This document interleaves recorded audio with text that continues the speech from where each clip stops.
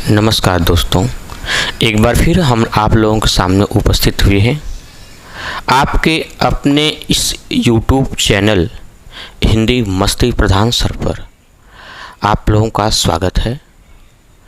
देखिए दोस्तों, अभी तक हम तो प्रैक्टिस करा रहे थे, लेकिन आज हम लोग अध्ययन करेंगे, अलंकार के विषय में बात करेंगे। अलंकार का अध्ययन करेंगे हम लोग आज।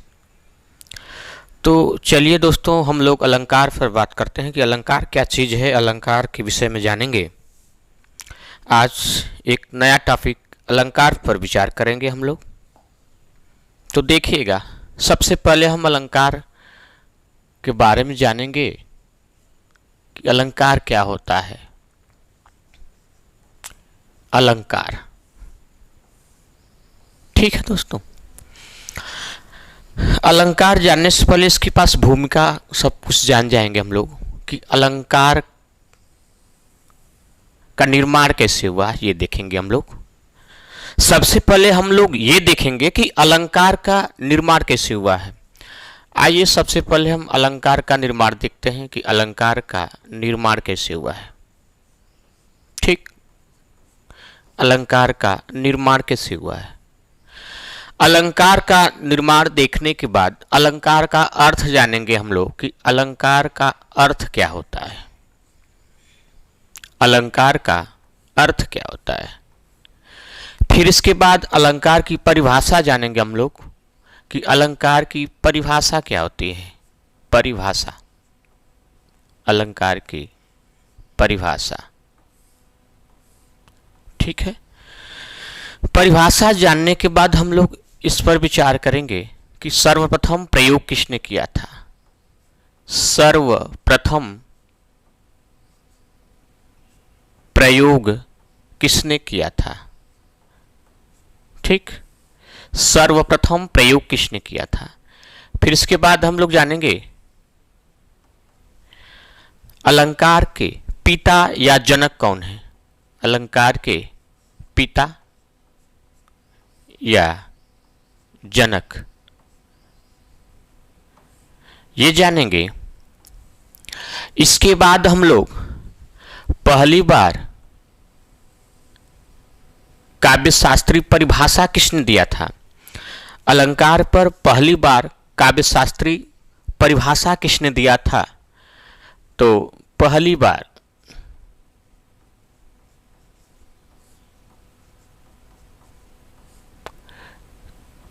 काव्य शास्त्री, काव्यशास्त्री परिभाषा,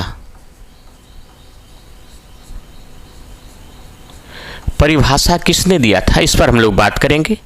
फिर इसके बाद हम लोग बात करेंगे अलंकार के भेद पर कि अलंकार के भेद कितने हैं। ठीक है मेरे प्यारे मित्रों, सबसे पहले हम जब अलंकार का अध्ययन करेंगे तो अलंकार पर सबसे पहले हम देखेंगे कि अलंकार का निर्माण कैसे हुआ है। फिर इसके बाद उसका अर्थ क्या हुआ, क्या होता है, उसका अर्थ क्या होता है। फिर परिभाषा क्या होती है ना। फिर अलंकार पर सर्वप्रथम प्रयोग किसने किया था। फिर इसके बाद इसके पिता कौन है या जनक कौन है। फिर पहली बार काव्यशास्त्री परिभाषा किसने दिया है और अलंकार के भेद कितने हैं। ठीक है ना। तो देखिएगा, जो अलंकार है, ये पहले इसको ये समझिए कि अलंकार का अध्ययन क्यों कर रहे हैं हम लोग। हमारे टॉपिक में अलंकार कैसे आ जाए। क्या अलंकार नहीं रहता तो नहीं होता काम। देखिएगा, जब कोई स्त्री आभूषण धारण करती है तो सुंदरता के लिए ना, सुंदर दिखने के लिए आभूषण धारण करती है। उसी तरह कवियों ने हिंदी कविता में अलंकार इसलिए अलंकार जोड़े हैं, अलंकार लाए हैं कि इसकी सुंदरता बराबर बनी रहे। ठीक है ना। तो अलंकार में सबसे पहले हम लोग ये देखेंगे कि अलंकार का जो निर्माण हुआ है ये कैसे हुआ है। अलंकार का निर्माण कैसे हुआ है, देखिएगा। अलंकार का जो निर्माण हुआ है, इसका निर्माण अलम, अलम प्लस कार से हुआ है। किससे? अलम प्लस कार से। एक बार ये खुद टेट में यह प्रश्न आया था कि अलंकार में कौन सा उपसर्ग है। हालांकि अलंकार नामक उपसर्ग नहीं होता है, लेकिन पूछने का मतलब उनका यही था कि अलंकार में जो पहला खंड है कौन सा है। तो देखिएगा अलंकार का जो निर्माण हुआ है, अलम प्लस कार से अलंकार का निर्माण हुआ है। फिर इसका अर्थ जानेंगे कि अलंकार का अर्थ क्या होता है। तो अलंकार का अर्थ होता है शोभा बढ़ाना। क्या होता है? शोभा बढ़ाना।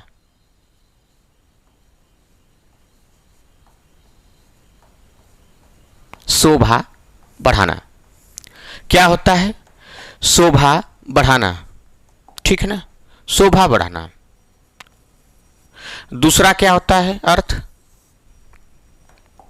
दूसरा अर्थ होता है आभूषण। क्या होता है? आभूषण। आभूषण। यह प्रश्न यूपीएसआई में यही प्रश्न आया था कि अलंकार का अर्थ क्या होता है। 4 ऑप्शन दिया था, उसी में आभूषण बताना था। ठीक है ना। तो अलंकार का जो अर्थ होता है शोभा बढ़ाना या आभूषण होता है। ठीक है ना। इतना जानने के बाद हम लोग ये जानेंगे कि परिभाषा क्या होती है। अलंकार का परिभाषा क्या है? तो अलंकार की परिभाषा काव्य की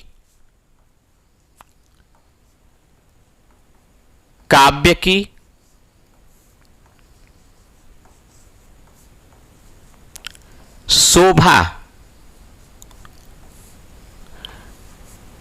बढ़ाने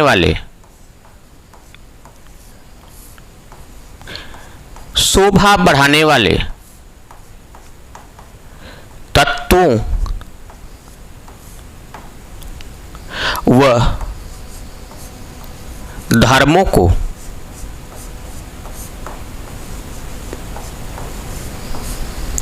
क्या कहते हैं? अलंकार कहते हैं।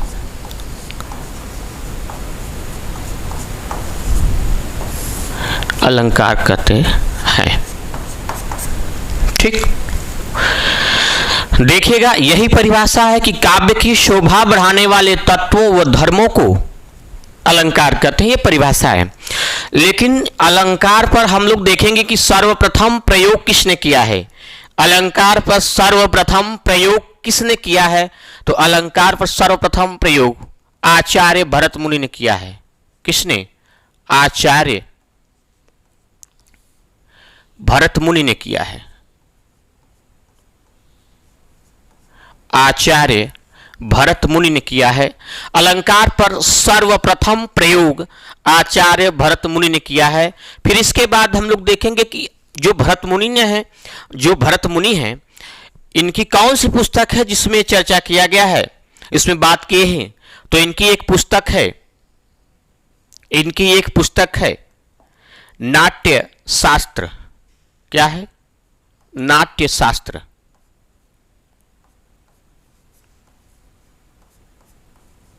एक पुस्तक है नाट्य शास्त्र।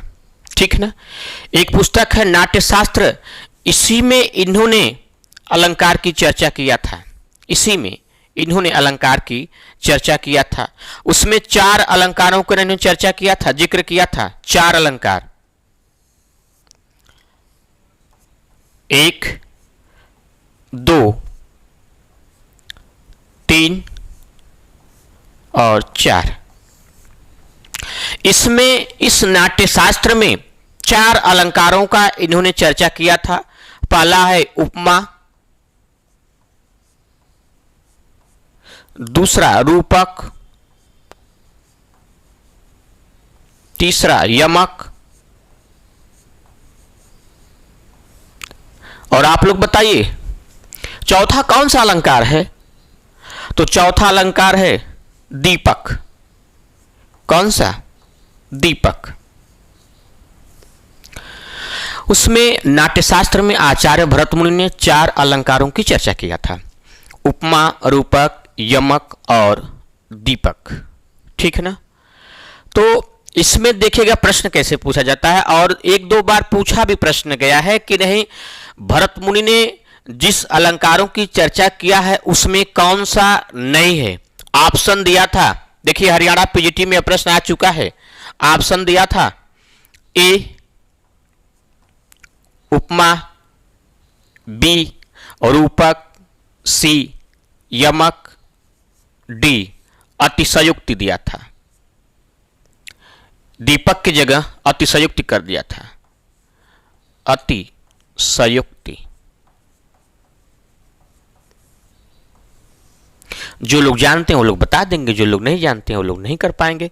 ए उपमा, बी रूपक, सी यमक और डी अतिशयोक्ति। कौन नहीं है? यही ना है, इसी की चर्चा ये नहीं किए थे, ठीक है ना, इसी की चर्चा ये नहीं किए थे। यही सही है कि यही नहीं है ना, उपमा रूपक यमक ये सही है। यही नहीं, किस अलंकार की इसमें चर्चा नहीं किया गया था? तो इसी अलंकार की चर्चा नहीं किया गया था, इसके जगह दीपक है। आइए, इतना जानने के बाद हम लोग जानेंगे कि अलंकार के पिता कौन है। देखिए कितना दुर्भाग्य वाली बात है, प्रथम प्रयोग तो आचार्य भरत मुनि ने किया है, आचार्य भरत मुनि ने, लेकिन सर्वप्रथम प्रयोग तो इन्होंने किया, लेकिन पिता या जनक किसे माना जाता है ये देखना हमें है। तो अलंकार का पिता या जनक आचार्य भामह को माना जाता है। किसको? आचार्य, आचार्य भामह। कौन है? आचार्य भामह को माना जाता है। ये है आचार्य भामह ना। फिर इसके बाद पहली बार काव्य शास्त्रीय परिभाषा किसने दिया है? ठीक ना, पहली बार काव्य शास्त्रीय परिभाषा किसने दिया है, इस पर हम लोग बात करेंगे। पहली बार काव्य शास्त्रीय परिभाषा किसने दिया है? तो पहली बार काव्य शास्त्रीय परिभाषा आचार्य दंडी ने दिया है। किसने? आचार्य दंडी। आचार्य दंडी ने दिया है, ठीक है ना। पहली बार काव्य शास्त्रीय परिभाषा आचार्य दंडी ने दिया था। इनकी परिभाषा है, यह बहुत बार पूछा जाता है, काव्य शोभा करान। इनकी जो परिभाषा है ये है काव्य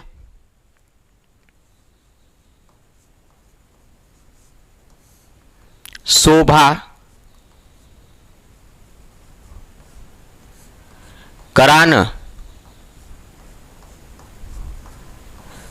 धर्मान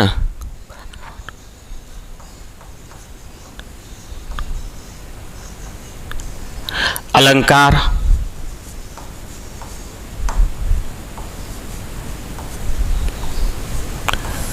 प्रचक्षते।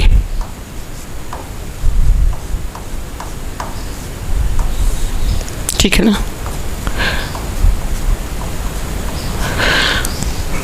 पहली बार काव्यशास्त्रीय परिभाषा आचार्य दंडी ने दिया था, और इनका कहने का मतलब यह है कि काव्य की शोभा करने वाले या बढ़ाने वाले धर्म को क्या कहते हैं? अलंकार कहते हैं। काव्य की शोभा बढ़ाने वाले धर्म को अलंकार कहते हैं। देखिएगा, बहुत से, देखिए यहाँ पर बहुत से औरतें हैं, जब बहुत से स्त्रियां हैं, जब आभूषण धारण करती हैं तो बहुत सुंदर लगती हैं ना, बहुत सुंदर लगती हैं। तो आभूषण धारण करने के लिए तो सुंदरता बढ़ाने के लिए तो आभूषण धारण करती हैं, लेकिन आचार्य दंडी महाराज ये कर रहे हैं कि नहीं, उसका धर्म भी अच्छा होना चाहिए, धर्म भी अच्छा होना चाहिए। बहुत सी स्त्रियां हैं जिनका धर्म अच्छा नहीं रहता है, बहुत सुंदर है, फिर भी अगर बाजार में निकल जाए तो लोग कहते हैं, दुकान देखते हैं, अरे हटाओ यार ये सुंदर नहीं है ना, बहुत से लोग कहते हैं। तो ये दंडी महाराज करना कि उसका धर्म भी देखना चाहिए, धर्म भी है सुंदरता, उसका धर्म भी देखना चाहिए। तो इनके कहने का मतलब यह है कि काव्य की शोभा करने वाले धर्म को क्या कहते हैं? अलंकार कहते हैं। अब भेद पर हम लोग बात करेंगे कि अलंकार के भेद कितने हैं। तो अलंकार के भेद जो है 3 हैं। कितने हैं? 3 हैं। दोस्तों आप लोग एक बार फिर से देखिएगा, अलंकार पे सबसे पहले ये देखना है, अलंकार का बायोग्राफ है ना, ग्राफ है, ऐसे आप लोगों को पढ़ना होगा। अलंकार का सबसे पहले निर्माण कैसे हुआ ये देखेंगे तो देखिएगा, अलंकार का जो निर्माण हुआ है ये अलम प्लस कार से अलंकार का निर्माण हुआ है, ठीक है ना। फिर इसके बाद अर्थ क्या होता है, अलंकार का अर्थ क्या है, शोभा बढ़ाना या आभूषण, क्या है, आभूषण। फिर परिभाषा क्या है, काव्य की शोभा बढ़ाने वाले तत्वों व धर्मों को क्या कहते हैं, अलंकार कहते हैं। सर्वप्रथम प्रयोग किसने किया था, तो सबसे पहली बार प्रयोग किसने किया था, तो आचार्य भरत मुनि ने किया था। किसने, आचार्य भरत मुनि ने किया था। लेकिन जो आचार्य भरत मुनि जी हैं, इनकी जो पुस्तक है नाट्यशास्त्र, नाट्यशास्त्र ये पुस्तक है, इसी में इन्होंने 4 अलंकारों की चर्चा किया था। कितने अलंकारों की, 4 अलंकारों की इन्होंने चर्चा किया था, 4 अलंकारों की, 1 2 3 4। पहला उपमा है, रूपक, यमक और दीपक, इन्हीं 4 अलंकारों का इन्होंने चर्चा किया था। लेकिन पिता या जनक किसे माना जाता है, तो आचार्य भामह को माना जाता है। किसको, आचार्य भामह को। पहली बार काव्य शास्त्रीय परिभाषा किसने दिया है, तो आचार्य दंडी ने दिया है। और इनकी परिभाषा बहुत ज्यादा पूछी जाती है कि काव्य की शोभा, काव्य शोभा करान धर्मान अलंकार प्रचक्षते, कि काव्य की शोभा करने वाले धर्म को ही अलंकार कहते हैं। और भेद से बात करें तो अलंकार के भेद जो है 3 हैं। कितने भेद हैं, 3 हैं। इतना समझ में आया दोस्तों। हाँ, तो चलिए हम लोग चलते हैं, इसके बाद आगे देखते हैं। भेद पर हम लोग बात करते हैं कि अलंकार के भेद कितने हैं। आइए भेद पर बात करते हैं हम लोग हैं, अलंकार के भेद। भेद,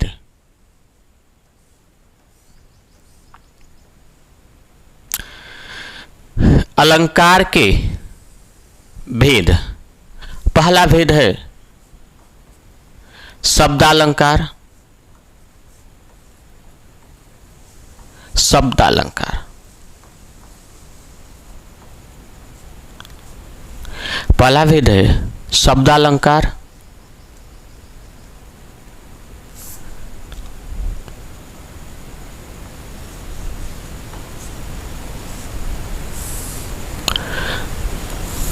दूसरा है अर्थालंकार।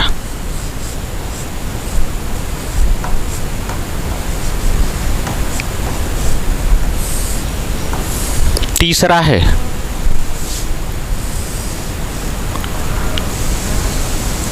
उभयालंकार। कौन सा है, उभयालंकार। अलंकार के भेद 3 हैं। यही भेद है, शब्दालंकार, अर्थालंकार और उभयालंकार। इनका निर्माण कैसे हुआ, शब्दालंकार का देखिएगा, शब्द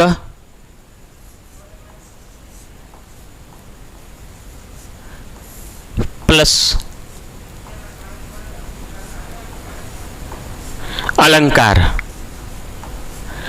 शब्द प्लस अलंकार से शब्दालंकार का निर्माण हुआ है। और यहां अर्थ प्लस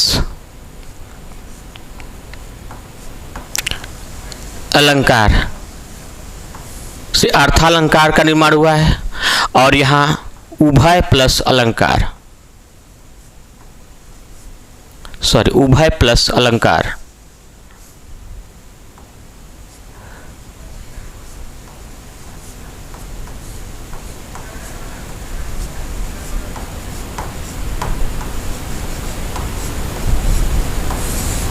उभय प्लस अलंकार से उभय अलंकार का निर्माण हुआ है।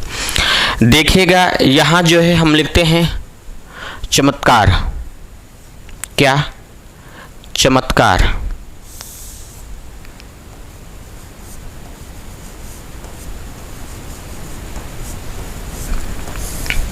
यहां भी हम लोग लिखते हैं चमत्कार।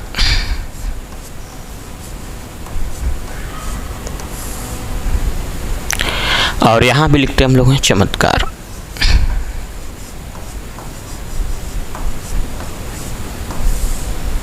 ठीक, ये चमत्कार हो गया।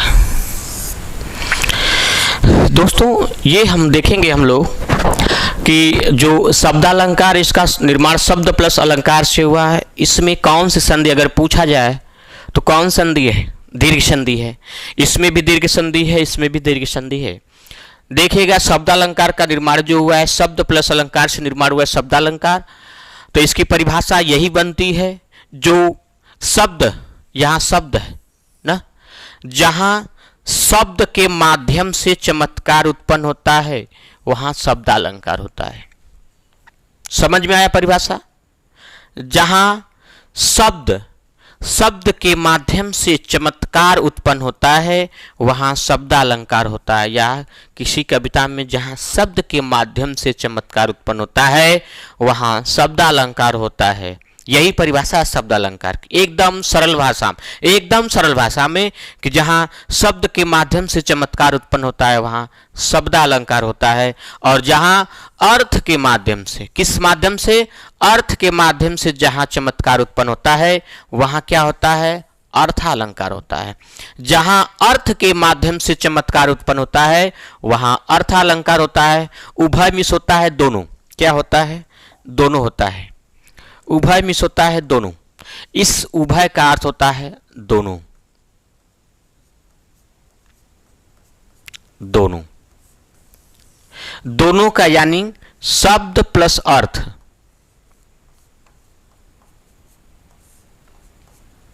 शब्द प्लस अर्थ। ठीक है, शब्द प्लस अर्थ। जहां दोनों के माध्यम से, शब्द और अर्थ दोनों के माध्यम से जहां चमत्कार उत्पन्न होता है वहां उभयालंकार होता है। यही उभयालंकार की परिभाषा है। जहां दोनों के माध्यम से, शब्द प्लस अर्थ दोनों के माध्यम से जहां चमत्कार उत्पन्न होता है वहां उभयालंकार होता है। ठीक है ना? यही एकदम सरल भाषा में यही परिभाषा है। भेद तीन है, शब्दालंकार, अर्थालंकार और उभयालंकार। जहां शब्द के माध्यम से चमत्कार उत्पन्न होता है वहां शब्दालंकार, जहां अर्थ के माध्यम से चमत्कार उत्पन्न होता है वहां अर्थालंकार, जहां शब्द और अर्थ दोनों के माध्यम से जहां चमत्कार उत्पन्न होता है वहां उभयालंकार होता है। ठीक है ना? तो दोस्तों इतना देखने के बाद हम लोग पढ़ते क्या है? शब्द और शब्दालंकार और अर्थालंकार हम लोग यही पढ़ते हैं। इसी जगह से हमारे यहाँ सवाल आता है, इसी जगह से प्रश्न आता है। उभयालंकार से तो ना के बराबर प्रश्न आता है ना। तो हम लोग पढ़ेंगे शब्दालंकार और अर्थालंकार। तो इसके बाद हम लोग शब्द और अर्थालंकार देखते हैं कि क्या है। आइए देखते हैं। भेद की बात कर रहे थे हम लोग, भेद की, भेद की बात कर रहे थे।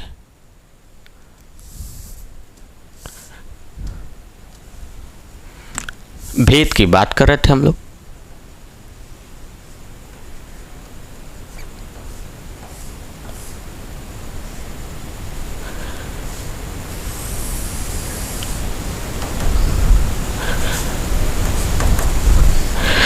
शब्दालंकार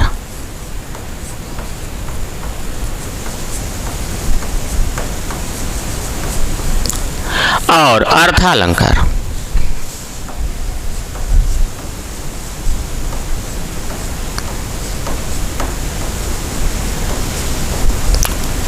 और अर्थालंकार।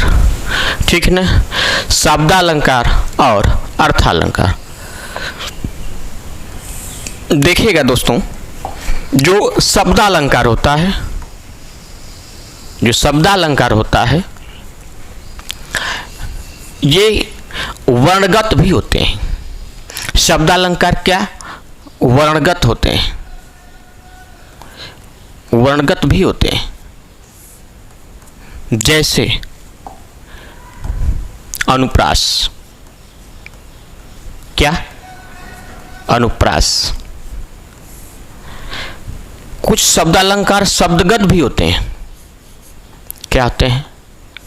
शब्दगत, शब्दगत भी होते हैं। जैसे यमक, यमक और श्लेष। क्या? श्लेष। ठीक है ना? यमक और श्लेष। कुछ शब्दालंकार वाक्यगत भी होते हैं। क्या होते हैं? वाक्यगत। जैसे लाटा, लाटानुप्रास, लाटा, और वक्रोक्ति। क्या? वक्रोक्ति। ठीक है ना। शब्दालंकार कुछ वर्णगत होते हैं, कुछ शब्दगत होते हैं, कुछ वाक्यगत होते हैं। वर्णगत का मतलब देखिएगा, जैसे तरनी, तनुजा,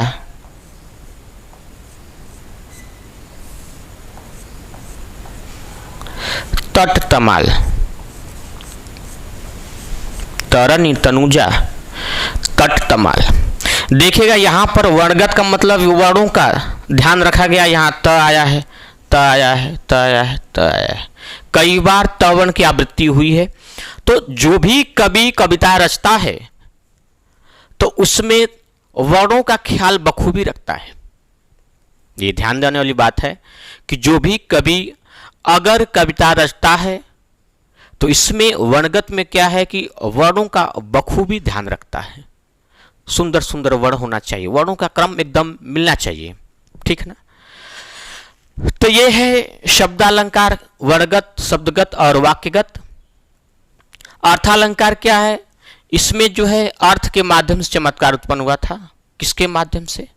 अर्थ के माध्यम से। जहां चमत्कार उत्पन्न होता है वहां अर्थालंकार होता है। जहां अर्थ के माध्यम से चमत्कार उत्पन्न होता है वहां अर्थालंकार होता है। जैसे देखिएगा, अब हमारे समझ में ये नहीं रहा कि अर्थ के माध्यम से चमत्कार उत्पन्न होता कैसे है। ये देखेंगे थोड़ा सा हम लोग कि आखिर अर्थ के माध्यम से कैसे चमत्कार उत्पन्न हुआ, क्या है अर्थ। थोड़ा सा इसको जान जाएंगे हम लोग। आइए थोड़ा सा देखते हैं, उस पर विचार करते हैं हम लोग। ठीक है। जैसे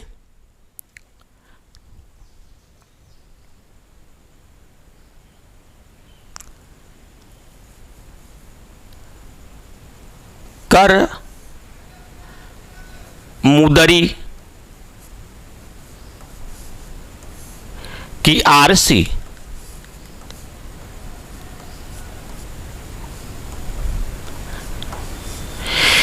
कर मुदरी की आरसी प्रतिबिंबित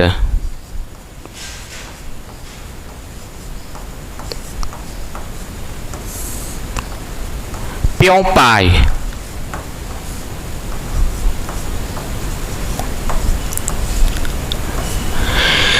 पीठ दिए, पीठ दिए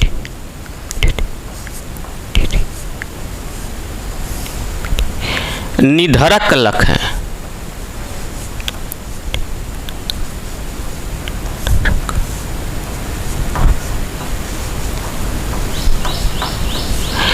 इकटक दीठ लगाए।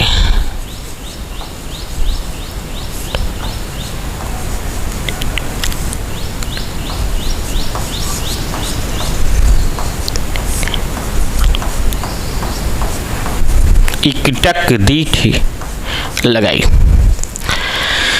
देखिएगा दोस्तों, ये बिहारी जी की पंक्ति है। ये बिहारी जी की पंक्ति है।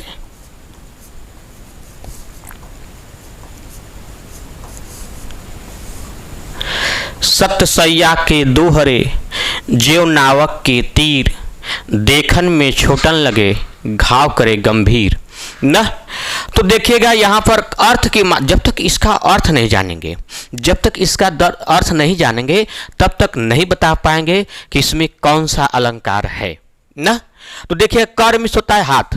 क्या होता है? हाथ। मुदरी का मतलब होता है अंगूठी। क्या होता है?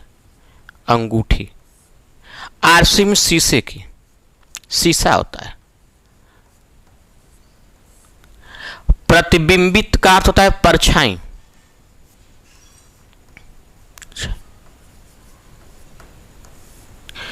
प्योमिस प्रियतम की,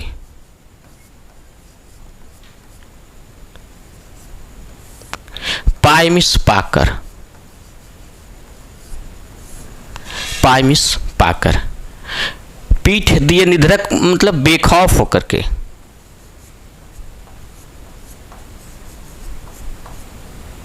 बेखौफ, बेखौफ होकर, लख मिस लखना, एक तक देख रही है। देखिए इसमें क्या है कि एक नायिका है, क्या है, एक नायिका है और ये मान लीजिए यहां थोड़ा सा हम मिटा दे रहे हैं, इसको थोड़ा सा हटा दे रहे हैं, ठीक है।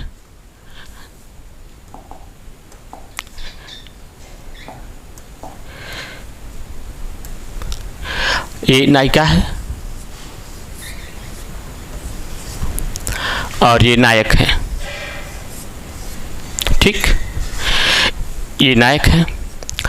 इन लोगों की जो शादी हुई है अभी हाल ही में हुई है और ये समझ लीजिए श्रृंगारदान है, ये श्रृंगारदान है,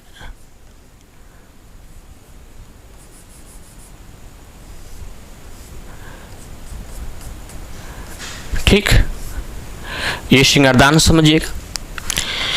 अभी इन लोगों की शादी अभी हाल ही में हुई है और शादी का ठीक दूसरा दिन है, इनके शादी का ठीक दूसरा दिन है और ये नायिका श्रृंगारदान के सामने बैठ कर के एकदम सज धज रही है, एकदम पाउडर साउडर पोत पात के, एकदम अलकतरा कुल पोत के, अलकतरा कुल पोत पात के एकदम साफ हो रही है।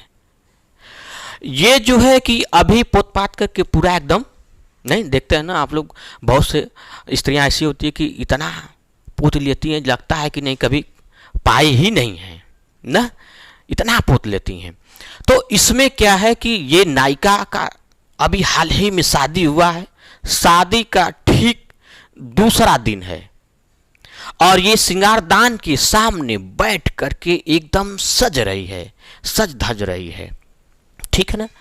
तो इसमें सगाई के दिन नायक जो है इनको अंगूठी दिया था, ये अंगूठी पहनी हुई थी और ये सज ओज करके एकदम सज सवर करके अभी ये सोच रही थी कि काश वो आ जाते ना, काश वो आ जाते। अभी ये सोच ही रही थी तब तक नायक का एंट्री हो जाता है और बात क्या होती है देखिएगा।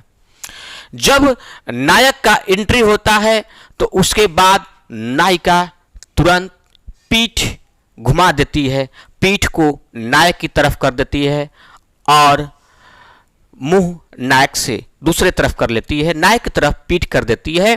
देखिएगा क्या हुआ है, करमिस हाथ में मुदरी की अंगूठी, मुदरी की अंगूठी जब इन लोगों की सगाई हुई रहती है, सगाई तो उसी समय जो है कि नायक जो है सगाई के समय इनको अंगूठी दिए थे ना, उस पर नग जड़ा हुआ था, उसमें शीशा था, उसी शीशे के माध्यम से देख रही है, हाथ में मुदरी की अंगूठी लेकर के शीशे में प्रतिबिंब प्यों पाए।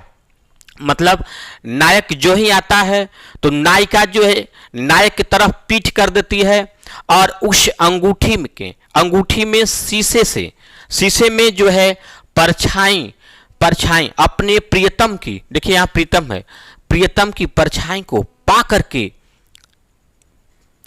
पीठ दिए निधड़क लखें।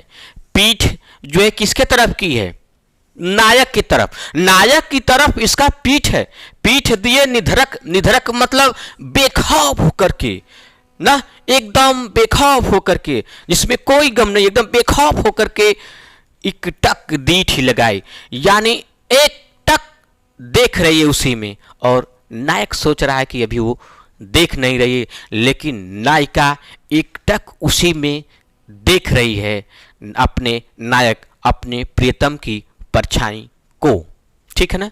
तो यहां क्या है कि जब तक आप लोग इसका अर्थ नहीं जानेंगे तब तक नहीं बता पाएंगे कि इसमें कौन सा अलंकार है। ठीक है ना। तो इतना समझ में आया आप लोगों को ना। देखिएगा आप लोग जितने लोग देख रहे हैं भैया, आप लोग जितने लोग मेरे दोस्तों, मेरे प्यारे मित्रों, जितने लोग मेरे विद्यार्थियों, जितने लोग आप लोग देख रहे हैं, कम से कम लाइक तो कर दीजिए ना, लाइक कर दीजिए और इसी साथ में लगे हाथ शेयर भी कर दीजिए आप लोग ना। एक और चमत्कार दिखा रहे हैं आप लोगों को, आइए देखते हैं। आप लोग लाइक पहले करिए, ठीक है ना। तो भेद में शब्द अलंकार, अर्थालंकार, यहाँ थोड़ा सा अलंकार रहेगा, सॉरी मिटा दिए थे हम तो वहाँ से मिट गया था अर्थालंकार, ठीक है ना। तो यहाँ अर्थ के माध्यम से हम लोग जाने कि कौन सा अलंकार, जैसे जब तक अर्थ नहीं जानेंगे तब तक नहीं बताएंगे कि कैसे अर्थालंकार है और कौन सा अलंकार है, ठीक है ना। आइए एक चमत्कार और उत्पन्न करते हैं, ठीक है ना।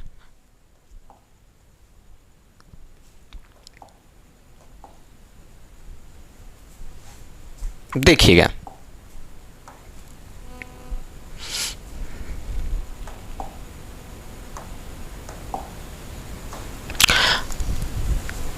अमी हलाहल, अमी हलाहल,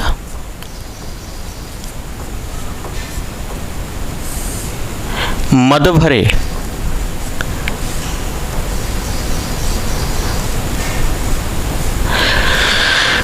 श्वेत श्याम रत्नार,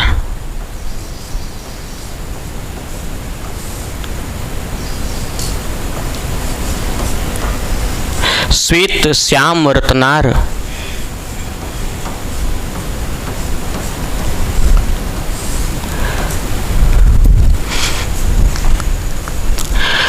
जियत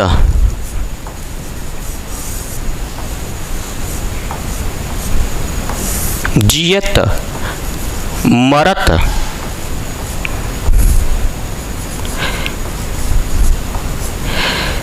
झुकी झुकी,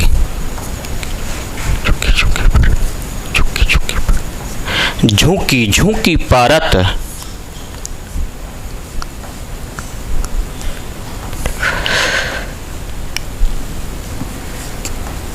जही चितवत एक बार,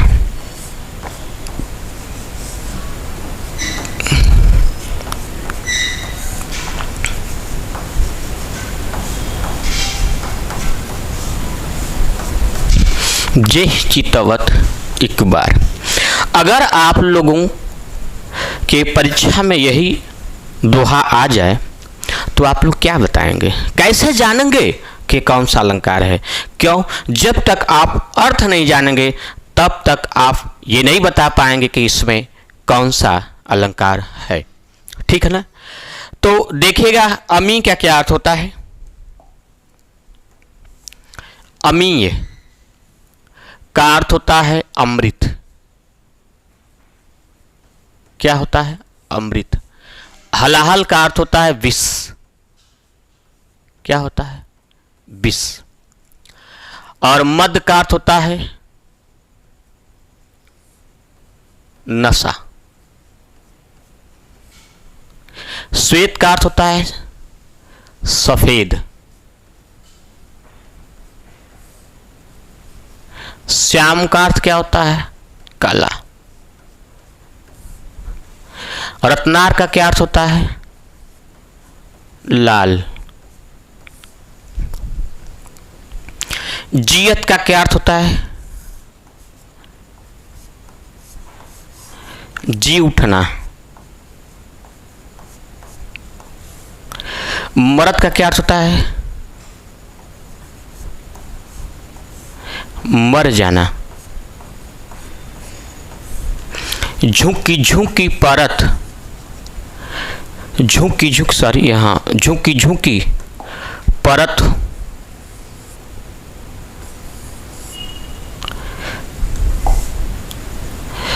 मर जाना। झुक झुक झुकी झुकी परत का अर्थ होता है लड़ खड़ाते हुए।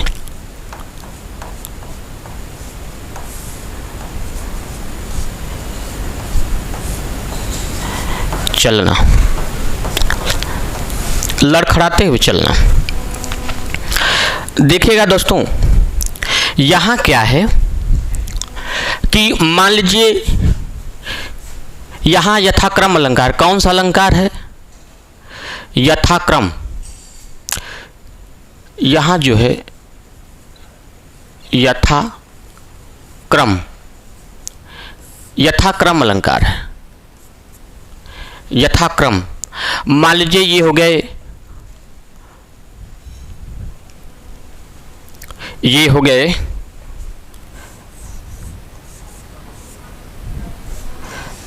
और एक ये हो गए और एक ये हो गए, 3 लोग हो गए। और ये तीनों लोग जो है, मान लीजिए इनकी रनिंग अच्छी है, अच्छा दौड़ते हैं, और ये पढ़ाई में इनका मन ज़्यादा लगता है, अच्छा पढ़ते हैं, और खेलते ये बहुत ज़्यादा हैं। तो इनके उपस्थित, इनके अंदर उपस्थित गुणों का जब हम क्रम से वर्णन करते हैं तो वहाँ यथाक्रम अलंकार होता है। देखिएगा, इनके अंदर उपस्थित गुणों को जब हम क्रम से वर्णन करते हैं तो वहाँ यथाक्रम अलंकार होता है। जैसे आप लोग देखिएगा, पहले नंबर पे क्या है? पहले नंबर पर क्या है ये देखिएगा, यहाँ पर पहले नंबर पर है अमीय, दूसरे नंबर पर है हलाहल, तीसरे नंबर पर है क्या? मद। पहले नंबर पर क्या है? श्वेत। दूसरे नंबर पर क्या है? श्याम। तीसरे नंबर पर क्या है? रत्नार। यहाँ पहले नंबर पर क्या है? जी उठना। दूसरे नंबर पर क्या है? मर जाना। और तीसरे नंबर पर क्या है? झुकी झुकी परत, यानी लड़खड़ाते हुए चलना। तो देखिए एकदम क्रम से, देखिए पहले नंबर पर अमी, दूसरे नंबर पर हलाल, तीसरे नंबर पर मद, पहले नंबर पर श्वेत, दूसरे नंबर पर श्याम, तीसरे नंबर पर रत्नार, पहले नंबर पर जियत है, दूसरे नंबर मर जात है, तीसरे नंबर पर झुकी झुकी परत है ना। इनके अंदर उपस्थित गुणों का जब हम क्रम से वर्णन करते हैं तो वहाँ यथाक्रम अलंकार होता है। यही अगर एग्जाम में आपको प्रश्न आ जाए तो नहीं समझ में आगे क्या है, कौन सा अलंकार है, ठीक है ना। तो देखिएगा इसमें क्या है, इसमें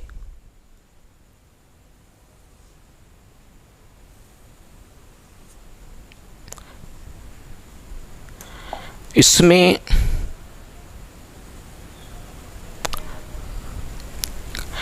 इसमें जो है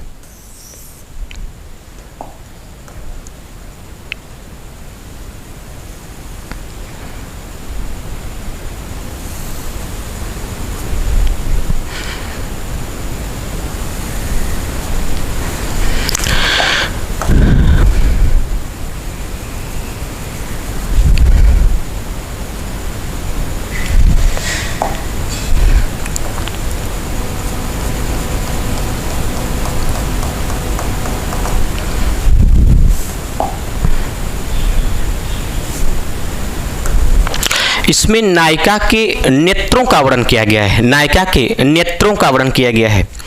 ये क्या है? ये पुतरी है, ये पुतरी है, ये काले रंग की है। किस रंग की है? काले रंग की है, ये काला है। और जिसमें ये एक पुतरी काले रंग की जिसमें विचरण करती है, ये हिस्सा सफेद है। क्या है? सफेद है। और कॉर्नर में हल्का सा लाल होता है। देखिएगा, जब देखिएगा नायिका के, जब किसी स्त्री के जो है, यानी पहले इसको देखिएगा पुतली को, पुतरी जिसमें विचरण करती है, पुतरी पहले काले रंग की होती है, फिर जिसमें विचरण करती है वो सफ़ेद रंग की होती है। और इस नेत्र के लास्ट हिस्से में, यहाँ कॉर्नर पे काले लाल रंग का होता है हल्का, तो यहाँ जो है हल्का सा लाल रंग कर दे रहे हैं, ये लाल रंग है ना, ये लाल है, ठीक है ना। तो ये नायिका के नेत्रों का वर्णन किया गया है यहाँ पर कि नेत्र कैसे, जब जहाँ जाती है तो कैसे उसके नेत्र को लोग देखते हैं तो क्या होता है, ठीक है ना। एक नायिका है, देखिएगा इसका वर्णन करने जा रहा है। और ये जो पंक्ति है रसलीन महोदय की है। रसलीन, ये जो पंक्ति है, रसलीन कवि हैं, रसलीन कवि का नाम है रसलीन, ये रीतिकाल के कवि हैं। इन्हीं की पंक्ति है, बहुत ही अच्छी पंक्ति लिखा है इन्होंने। देखिएगा कैसे वर्णन करते हैं हम इसका। एक नायिका है, बहुत सुंदर है, खूब सुंदर नायिका है, और वह जो है कि घर से कभी कभार बाहर निकलती है, कभी कभार घर से बाहर निकलती है, और इतनी सुंदर है कि जिसकी कोई सीमा न हो। कभी कभार घर से बाहर निकलती है तो उस मोहल्ले की जितने आशिक हैं, उस मोहल्ले के जितने आशिक हैं, नायिका के जिस हिस्से को देखते हैं, नायिका के जिस हिस्से को देखते हैं शरीर के, उनके ऊपर ठीक वैसा असर पहुंचता है। असर नंबर 1 देखिएगा। जो नायक अर्थात जो वहां के आशिक लोग हैं, अगर ये नायिका घर से बाहर निकलती है तो जो लोग नायिका के सफेद हिस्से को देखते हैं, किस भाग को? सफेद भाग को, तो उन्हें लगता है कि मुझे अमृत मिल गया। और अमृत मिल जाता है तो आप लोग जानते हैं कि नया जीवन सा लगता है, उन्हें लगता है कि जी उठना, उन्हें लगता है कि मैं नया जीवन पा गया हूं। इस नायिका के लिए मैं तो हजारों बार जन्म लूंगा।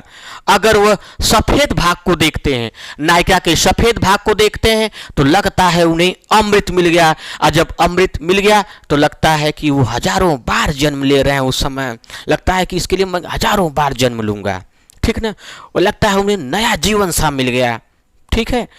अगर जो आशिक इस नायिका के काले हिस्से को देखते हैं, किस हिस्से को? काले हिस्से को देखते हैं, तो उन्हें लगता है कि विष मिल गया ना।